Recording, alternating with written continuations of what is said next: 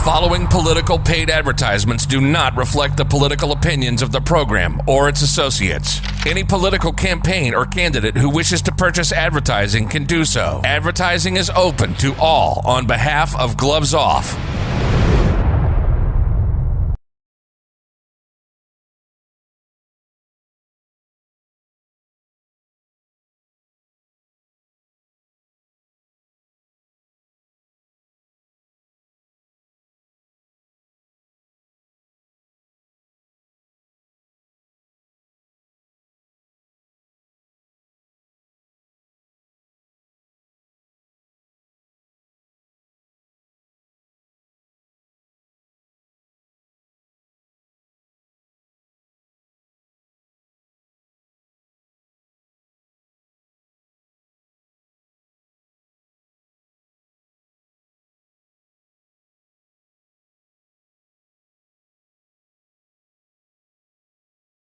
Back at you, Gloves Off, and today I'm talking to one of the pillars of our community, State Representative Tracy King, and we're going to touch base on what's new for 2020. How are you doing?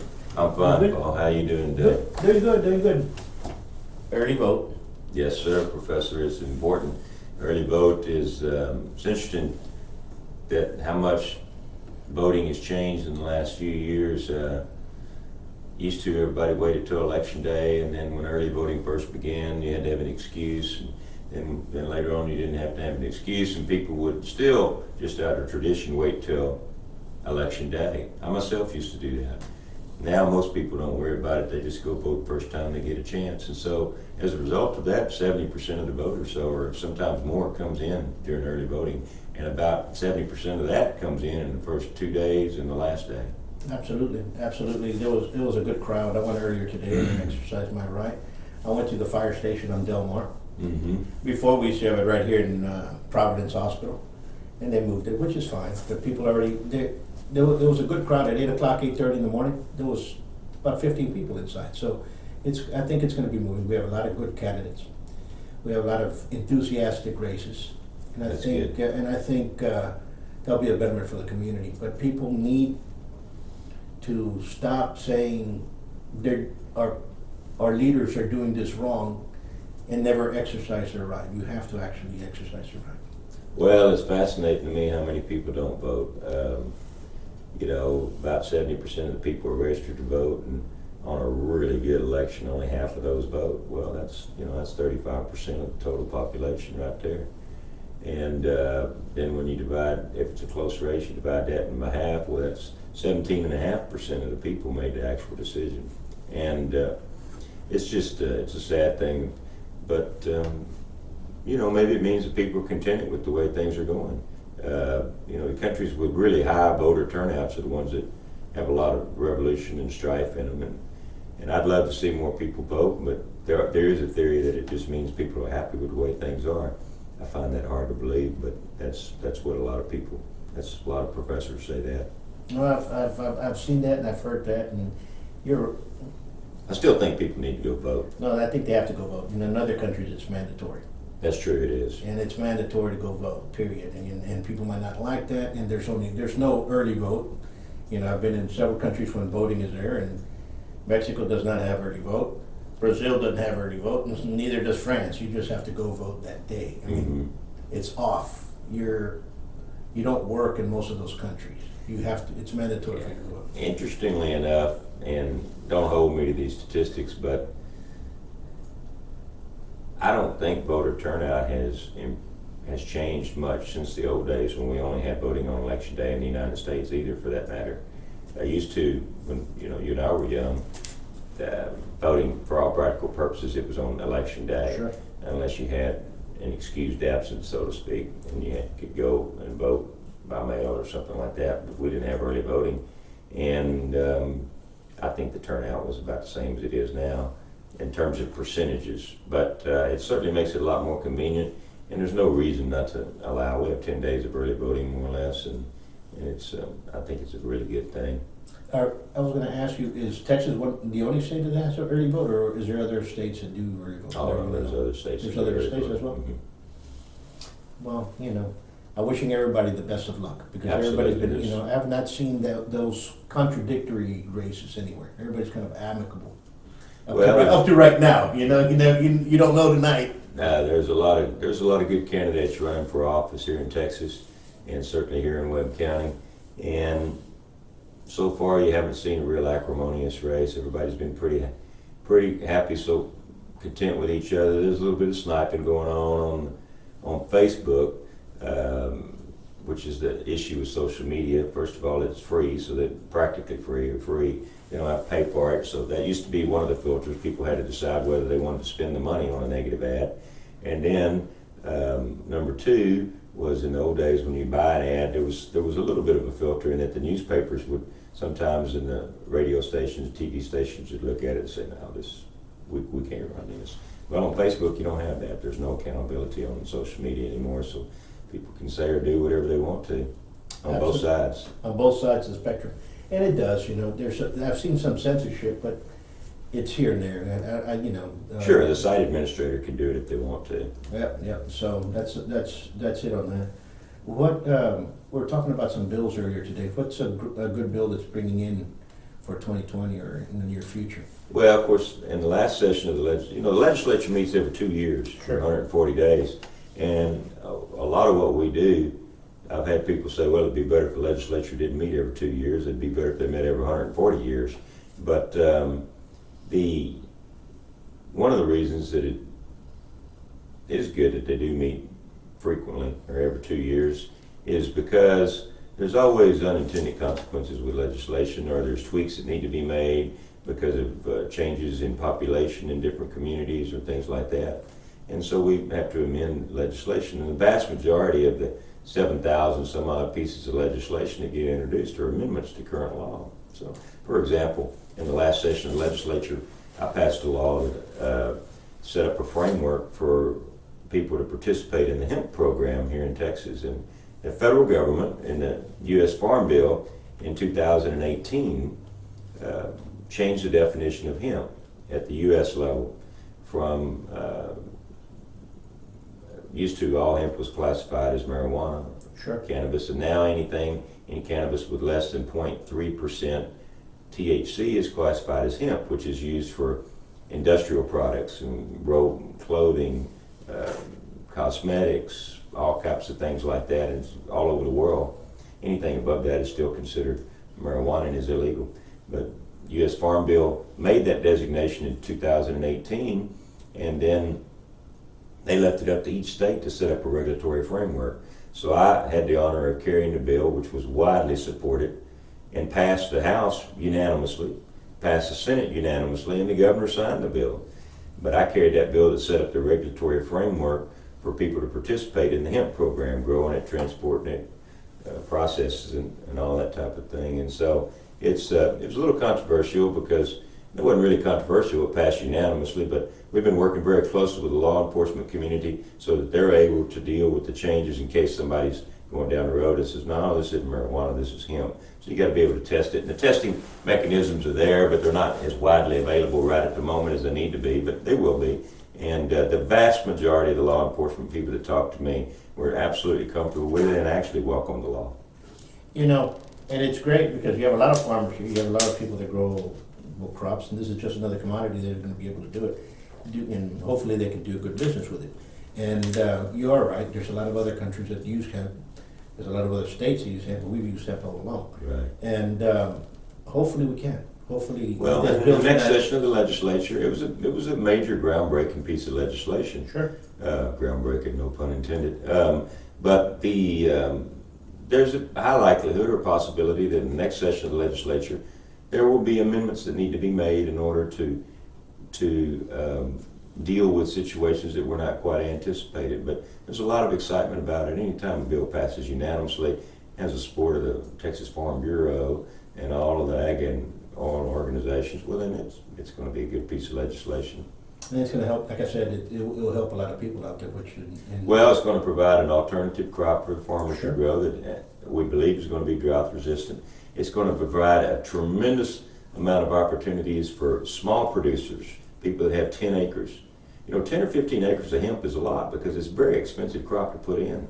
The seed is expensive, and the process, it's a very, very expensive crop to put in. So you're not going to see 1,000-acre hemp fields. I mean, your average hemp field is going to be very small. So that provides a tremendous opportunity for a lot of the people that have just small acreages around town here in Laredo. And it also provides a lot of opportunity for small businesses that want to process it or transport it or all those types of things. So it's something very, very critical. And we just could not do nothing and let the rest of the country participate in this program. Absolutely. After the U.S. Farm Bill passed it in 2018. It would have been foolish. No, we have to. And thank you for that. You're welcome. And what else do we see coming up near? Well, in the next session of the legislature, we're going to have, I'm going to make a big push for a couple of things. We helped out the retired teachers this last time. We helped out the active teachers. And the next session of the legislature, it's time for us to do something for the current state employees, the active state employees. They need a pay raise. They haven't had one in a while, and it's their turn, so to speak. And hopefully we're going to have something in the budget to do that. Speaking of the budget may be tight next time. A lot of our revenue source at the state of Texas comes in from severage tax on oil and gas, and oil is at about $50 a barrel right now. So you've seen a real slowdown in the oil and gas economy, and that's going to affect the budget for the state of Texas, and that's important to the state employees. That's important to the school children. That's important to the highway transportation department and all those types of folks. So anyway, we're going to work on that. Another issue that comes up is every 10 years after we do the census, well, then we have redistricting. Sure. And that's coming up in the next session of the legislature, and that is one of the most difficult things that we do. And they'll just, if you don't have somebody representing your area that knows the ropes and knows how the game is played and knows the legislative process, they'll put you in a district that's just awful. Absolutely, and it's very important to start doing the census correctly. It is. It helps. A lot of people are afraid, and you shouldn't be afraid. And because the census gives us the ability to bring in funding for schools, so it brings in funding for many other things in our community. And there's a lot of communities out there that do not do the census properly, and guess what? Then all of a sudden they start complaining, how come we're not getting anything? How come we're not? Because you don't fall under those guidelines, or you don't fall under the number bracket. Well, the census, I've done a number of public service announcements in English and Spanish here in Laredo about the census. You might have heard those on. I did them with the school districts, both the United Independent School District and Laredo Independent School District asked me to record spots for them because they are obviously encouraging people to participate in the census. And you're absolutely right. A large amount of federal funding is based on your population, and so it is crucial that we get a good count in the next census.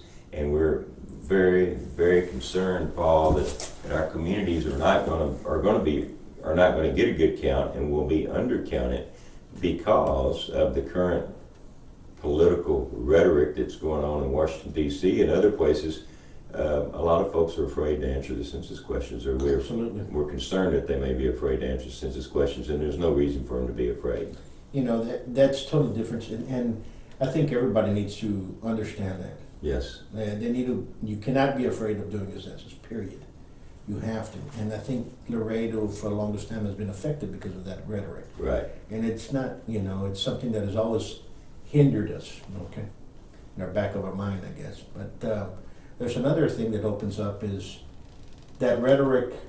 Hopefully now we can get our immigration fixed, our immigration laws fixed. Yes. Hopefully now. It's been so many years that there's just been a can that's been kicked down the street. Now it has to stop, and we have to fix our immigration laws. And I think not only Texas, but also every municipality and every city leader push for that, for it to become that and fix our immigration status. So that is an importance. Well, study after study has shown that we have to have labor from other countries to operate this country all over, not just here in Texas, but all over the United States. Sure. We don't have enough labor here to do it, of the folks of that type of labor, and so those types of jobs, I should say. And so it is important that we have a solid, reasonable, understandable immigration plan. And you're right, they have been kicking that can down the road. Administration after administration in Washington has said they're going to do something, and it's been going on for 50 years. Absolutely. I mean, it didn't just start recently. People have been talking about it, some kind of immigration program to allow for legal immigration, and we haven't gotten there yet, and we're way overdue to do that. The politics of the deal are tough. Absolutely.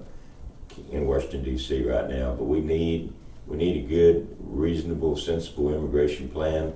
And I used to always tell people we need people to come into this country to be able to cross at the bridge and not in the brush.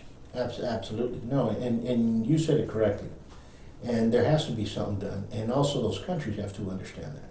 Absolutely. Yeah, absolutely. You know, Mexico has to come up and say, you know what, we do have a problem. Let's work this out. They've been doing better about that lately, by the way. Absolutely, Mexico has been participating both on their southern border and on their northern borders. And we have to understand that, because it affects everybody. It affects their country, and it affects us. It affects everybody. There's a lot of talk about human trafficking. There's a lot of about drugs coming over and gun running and everything else. Those are big problems. They're big issues that I think everybody needs to stand up and say, you know what, let's stop it.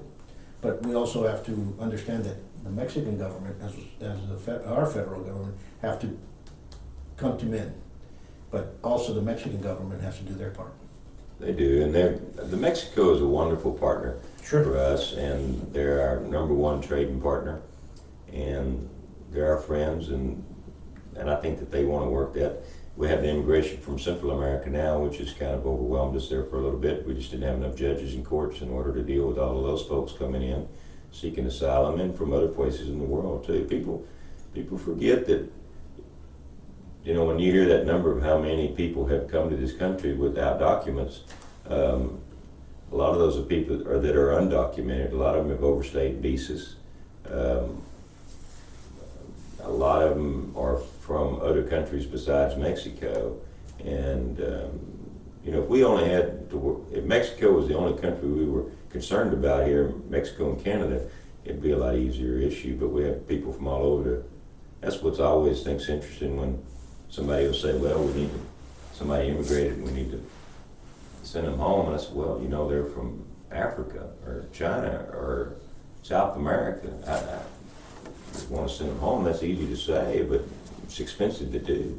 No, absolutely. And I saw this in France, because in France you get people that come in from most of Western and Northern Africa speak French. So they'll go in there and all of a sudden passports are burned or thrown away, and where are you going to send them to? They all speak French. So that was a problem there. Here it's a little bit different, because here the United States speaks, our language is English, right? So when you have somebody that speaks Spanish, they're identified, or they speak Chinese or what have you. And I'm not making fun of anybody or anything, but it's quickly identified. And the other country, like France, everybody speaks French. Right. Where are you going to go to? You know. But we do have a problem, and I think, like once more, I think everybody, instead of like with this wall issue that's going on, everybody hates it because it hurts feelings. It's not about feelings, it's about security. But let's stop. Why are we coming up to a wall? Because there's a problem with immigration. So I think our leaders here are sitting for, I'm going to pick Laredo, would say, you know what? We have a problem with immigration. When are you guys going to do something about it? Congress? Well, and the wall's not the solution. You know what I'm saying? So when you start seeing this rhetoric, now all of a sudden now we have a wall. Yeah. And we've come to the point that we have a wall, and now everybody's saying, oh, it's hate because of the wall. No, it's hate because there's no hate. The problem is it's, for the longest time, that can has been kicked down, so what's the solution now? Right. No, in immigration, we need a good legal immigration program, and spending money, in my personal opinion, on a wall is not good. Yeah. There's some places that we need it. There's some places that we don't need it. Mm-hmm. But let's changing the subject. How do you see, which one of the counties that you see that you represent is the hardest hit economically wise? Gosh, Paul, that's an interesting question. The district that I represent, like all districts, most districts along the border communities in South Texas and some places in other parts of the state too, is of course economically distressed area and for many folks. And it's hard to say that any one is more so than the other. They're all pretty equal on that. There's 6 counties in the district, of course, Webb, Zapata, Dimmitt, Zavala, Frio, and Uvalde counties, and they're very diverse in terms of their economies. Their populations are not necessarily that diverse, but the economy is certainly diverse in each one of them, and the issues are very, very different in Zapata and Webb County than they may be in Uvalde and Zavala counties or Frio counties. But I've represented them for a long time, and I enjoy working with them. But I don't think you could say that there's any one that's got it any worse, so to speak, than any other. I mean, they're all in a similar boat. Yeah, and with this hemp, hopefully we can start getting these. There's certainly a lot of interest in it. Hardly a day goes by we don't get a call in the office. Somebody wanting to know when are the rules going to be published? When are we going to be able to start growing, et cetera, et cetera, et cetera. We hear it every day. We're excited about it. Absolutely. Is there going to be is the state going to make an office, or you have to go through the Texas Agricultural Department, or how is it going to be? The farming aspect of it is going to be regulated at the Texas Department of Agriculture. The edible portion of it, the CBD oil and all that kind of stuff, will be regulated at the Texas Department of State Health Services. So that's going to be good. Let's see. Yes, sir. I think that's going to be an excellent.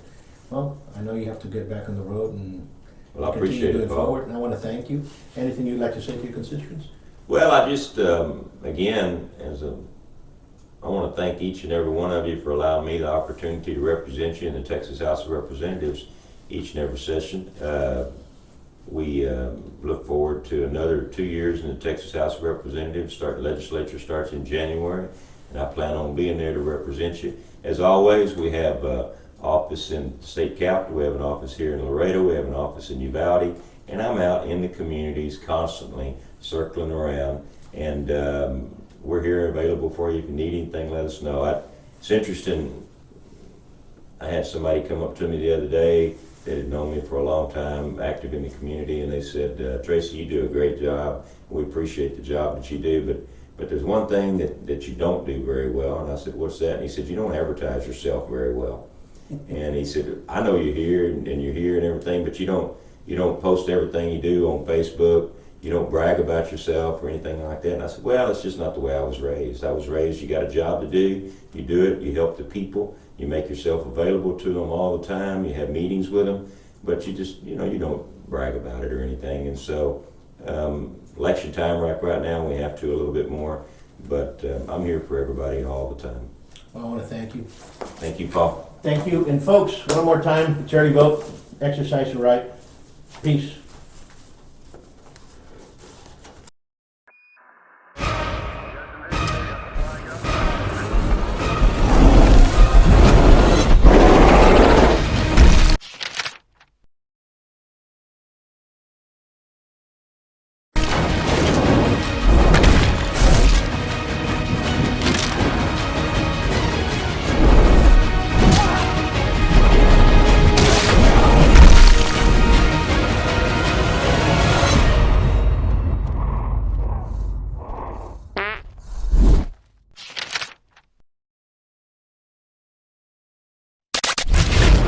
The following political paid advertisements do not reflect the political opinions of the program or its associates. Any political campaign or candidate who wishes to purchase advertising can do so. Advertising is open to all on behalf of Gloves Off.